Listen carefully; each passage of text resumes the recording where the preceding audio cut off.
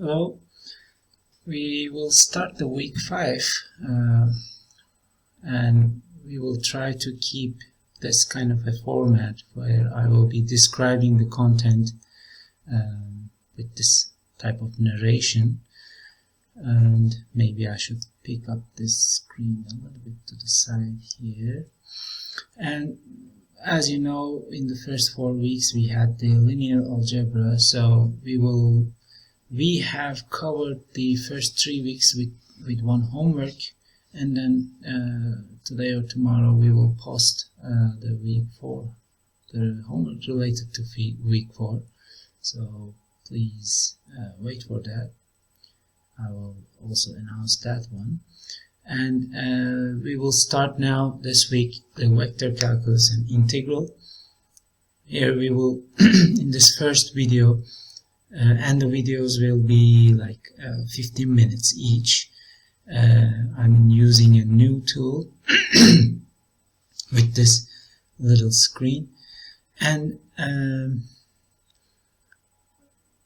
we will give you some motivations and examples where we use vector calculus and integral, and then we will refresh your previous knowledge on vector algebra. We will review just a few points, and then we will move on to scalar fields, vector fields, and what's a graph, what's a curve, some fundamental information about those.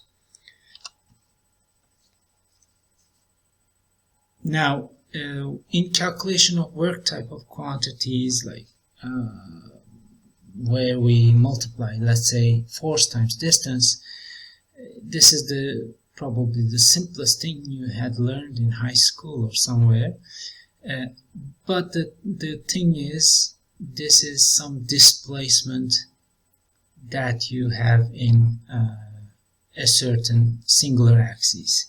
So in real life, people or objects move either in one plane where I have x and y coordinates, or in 3 dimensions like flying objects. So this means that the work that is being done by some object like that, it will be harder to calculate if the distance is some complex path. So that's why we have this concept, that what if the path is complex and the force is not aligned with the velocity? Well, that's something you know already. When you have a force like that, you can, let's say, multiply with the cosine of 30 here to find the x component of that force, and that will be the acting force to create that work. But what if the trajectory is chaotic, like in this pendulum case? So you want to know how much distance this tip of the pendulum goes in a certain amount of time. That would give you the real exact work. So the concept line integrals, that's where we will cover this concept. The line integrals are the ultimate generalization of the equations that are related to work type quantities, and there are many others. And mathematical description of those curves would be important for us. One example is satellite missions, like sending satellites. And here, for example, the satellite is not only traveling a kind of a trajectory that needs to be calculated for some reasons, for example, which angle it will exit the atmosphere and so on, but also at some points, as you might see, the weight of the satellite, the units are being dislodged from it, so the weight is variable. And along the path, the variability of the weight is important, because I will back calculate the fuel consumption rates depending on that. And that could be a quite complex thing to do.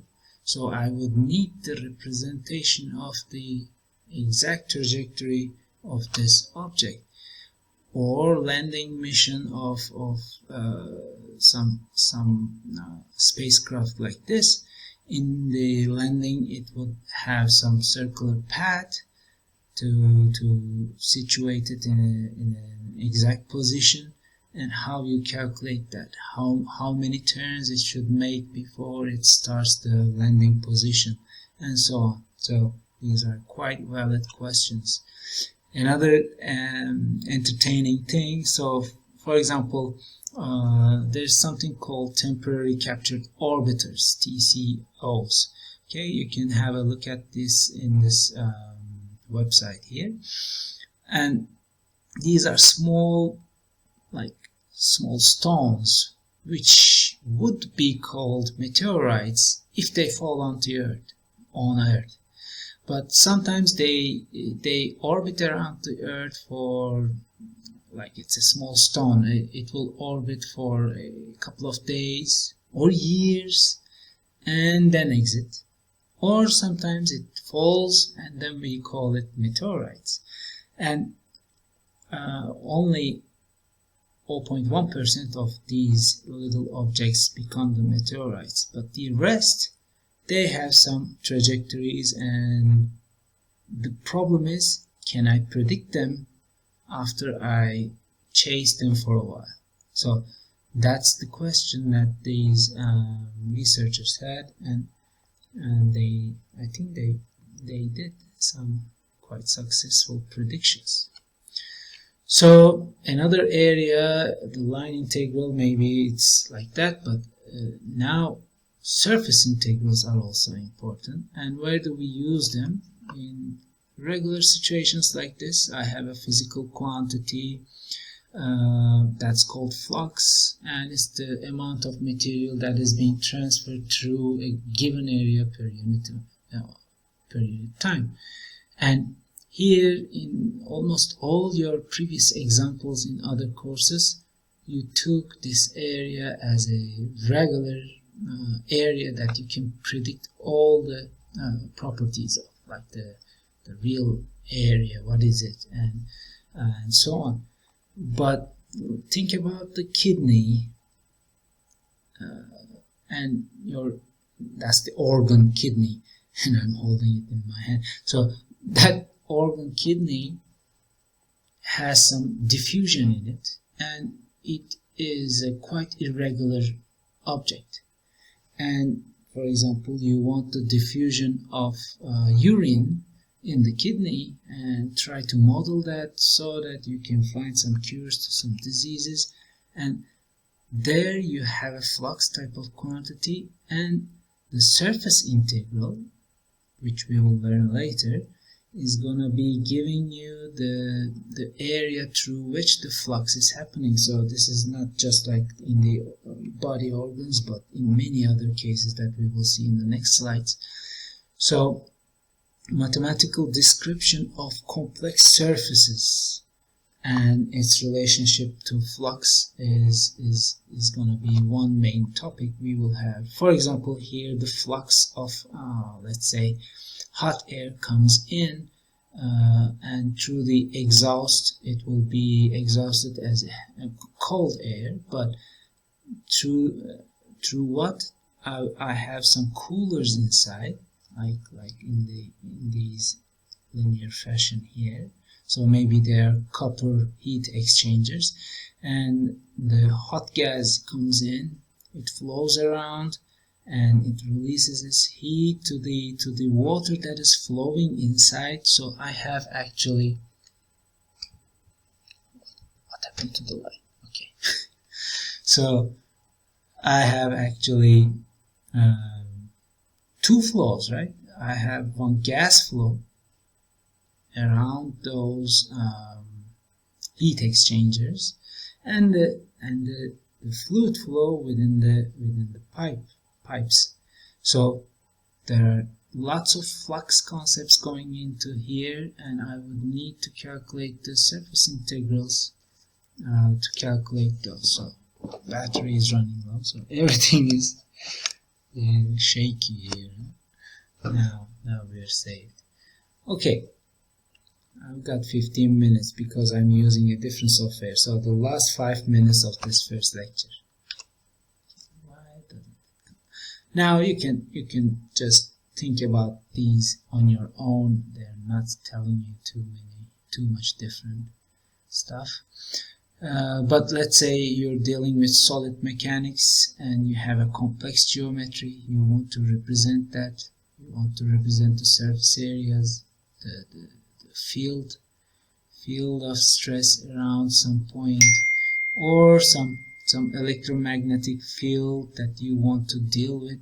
That's like a flow in a sense. We will see that. So, or for example, you have a map making mission. You want to make it like in three-dimensional maps. If you go to Google Earth, you will see that they're using real maps and the isohips on those maps to create those three-dimensional looking feature maps. So in all those, they're actually using the surface integrals and similar concepts like that. In lecture 1, I had shown you this airfoil and the mesh generated around that, and you might remember our discussions around why we have so many meshes here but less meshes here, the calculation or the cost of calculation concept, and so on. And we have shown you that, let's say I have airflow around this airfoil and how these vectors are being repositioned around that airfoil, and we said that we are able to solve those types of questions. And one other thing we talked about was this equation here, horizontal speed equation, and there was this sign here. What was that? Do you remember? Or what is it? Do you have any ideas? So that's called gradient, and we will see the gradient of the vector fields around some points later. So those will be some concepts that we will deal with. And so we don't always have to have constant vector fields.